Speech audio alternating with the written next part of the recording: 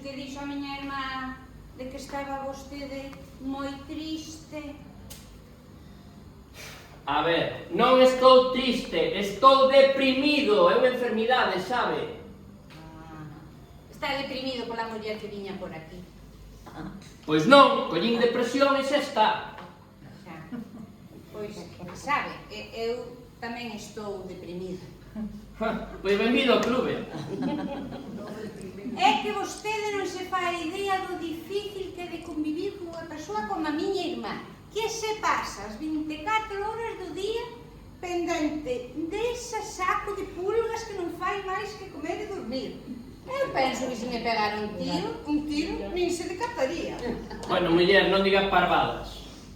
Non son parvadas. Ela sempre está a criticar, sempre está enfadada, non se conforma con nada, tía. Xa se sabe, moitas veces a convivencia suele ser o xermen dos conflictos. Eu creo que o conflito vai nas persoas. E ela ve conflito en todo. Tanto de lá falar mal dos cataláns, que dos portugueses. Non se dá conta de que o mundo cambiou. É que a xente nova é unha radical.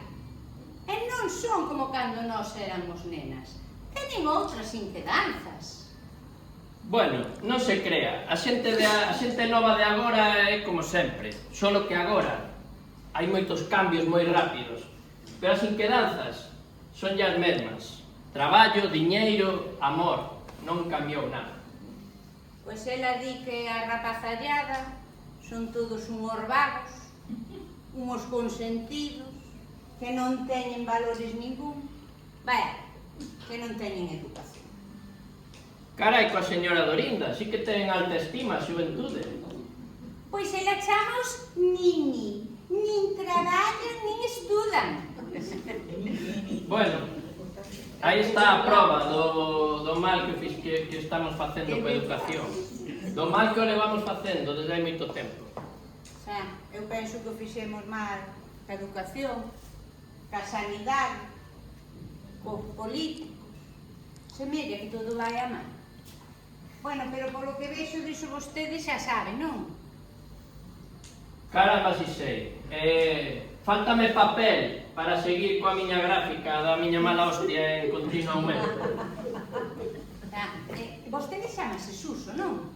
Pois sí. É verdade que quere suicidarse? É a vostede que lle importa, si ni sequera nos coñecemos. É curiosidade, home, é que nunca tivera a oportunidade de conocer un suicida. Pois sabe, nada de especial. Mais ben todo o contrario, diría eu. Pero entón é verdade. Mire, ou me suicido, ou entro no Parlamento e empezo a tiros con todos os que nos gobernan. Pois había de gostar moito máis a xente, moito máis. Sabe que dentro da miña fiestra vexo esta sala? Que sorpresa! Menuda familia de espías. Non será vostede Matajari? Non, eu son Lina. Ah, Lina, moi ben. Bonito nombre. Bueno, agora xa sabe... Pero de verdade que le gusta o meu nome? Sí, sí, precioso, pero agora chao. É que eu sempre pensei que o meu nome era moi antigo. En realidade, chámome Avelina. O de Lina é como me chaman os da casa por acortar, non sabe? Por suposto, xa se sabe, o corto, o bo si curto,